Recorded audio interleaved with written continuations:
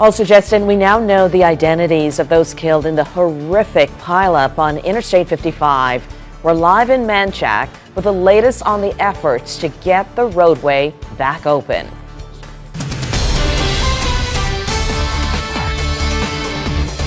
From Fox 8, this is breaking news.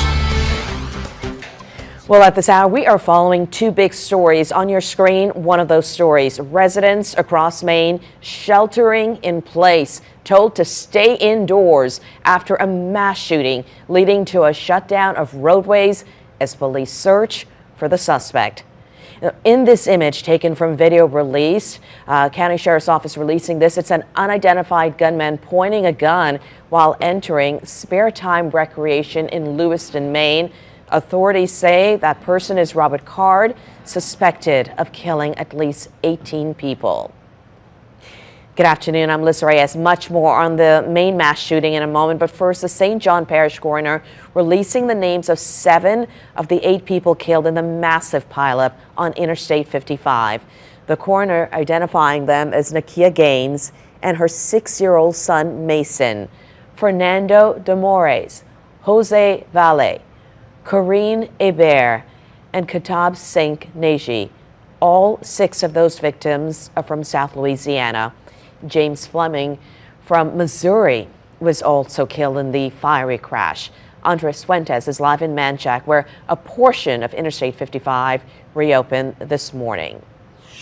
Manchac, just taking a look at I-55 southbound, it's smooth sailing for the most part. It's the first portion of this interstate to open up ever since that fiery and fatal crash Monday morning. Now, we did take a drive down that portion of the interstate, and computers really found some relief that it finally opened up. LADOTD crews are still here doing some inspection southbound, just a small portion of where the crash was, but for the most part, all of their focus is on northbound I-55. There's no timetable yet for when that will open up. LADOTD tells me that the fires and the crashes on that portion of the interstate were the worst here in this pileup, meaning that it will require more work to be done until it's safe to open up for normal traffic.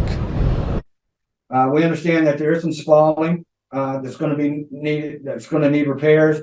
There's, I think, some railings and some safety barriers that are going to need to be repaired. And we've already had to take down one overhead sign and replace it. So it is a process. And the number one thing is to make sure that road is safe for travelers, and if we need to make repairs, we're going to have to make those repairs before we reopen I-55 North.